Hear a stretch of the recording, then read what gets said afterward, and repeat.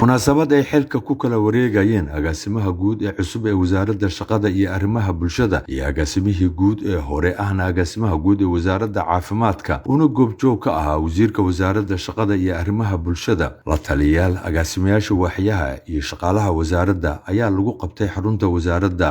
ee magaalada Muqdisho. ugu horeyn Professor Yusuf Salaad Warsame oo kamid ah la taliyayaasha wasaaradda shaqada iyo arrimaha bulshada uu ku hadlayay magaca shaqaalaha ayaa u mahad celiyay agaasimihii guud ee hore shaqadii uu ka soo qabtay wasaaradda isla markaasna soo dhaweeyay agaasimaha guud ee cusub ee xilka la wareegi doona.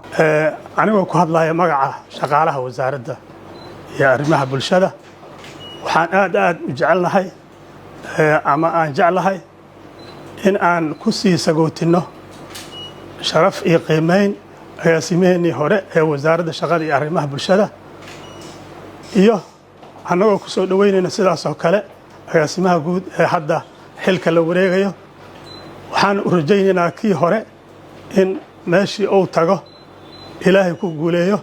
sidoo kale kan halkaan imaan doona ama jooga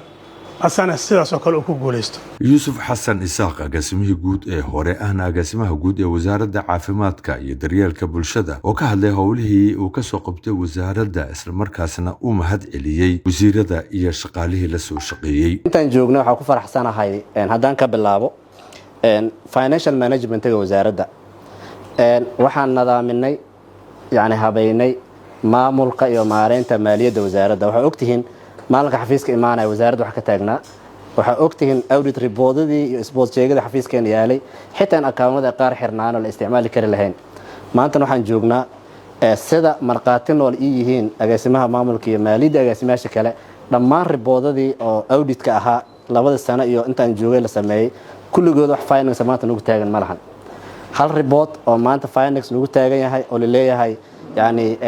maareynta maaliyadda mase procurement-gii iibka wax ka qaldan yihiin oo finance maanta jir ma lahan. riboodan wada clean waay. riboodan waxay saaran yihiin miiska agaasimaha guud waxaan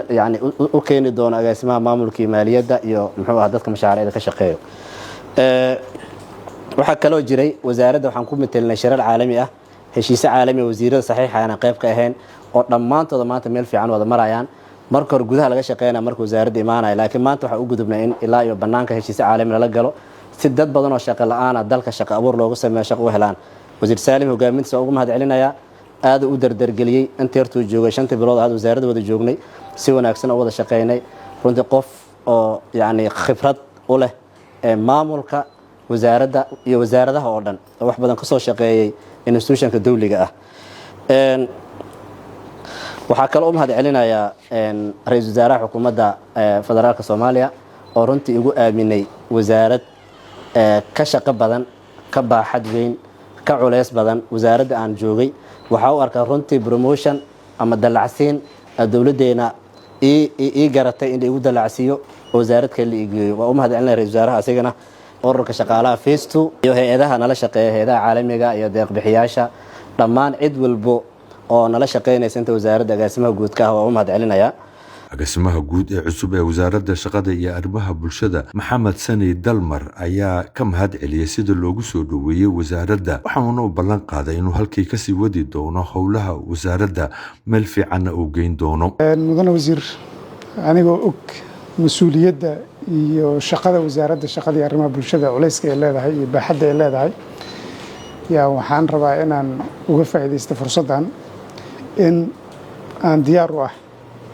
inaan si hufan oo daacadnimo xilkasnimo iyo mas'uuliyad ku jirto inaan u guto waajibaadka shaqo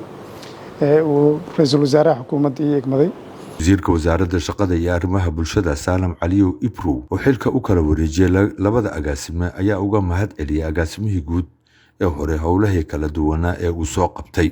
wasaaradda isagoo agaasimaha guud ee cusubna uu rajiyay guul inuu halkii ka sii wado howlaha horyaala.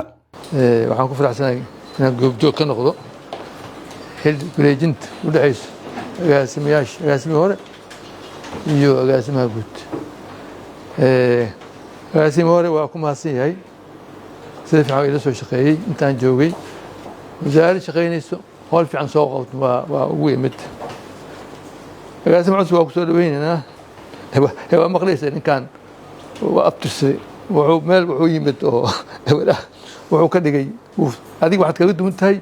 meel waxaad ku soo socoto oo nidaamsan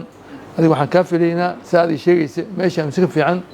inaad geysis waa soo dhaweynaa maartay in aad saa u aaminsan tahay wasaaraddan kororka ilaa wasaaraddan yar maaha wasaaradda waxaa labada weyn soo agaasimaha Yuusuf sheegay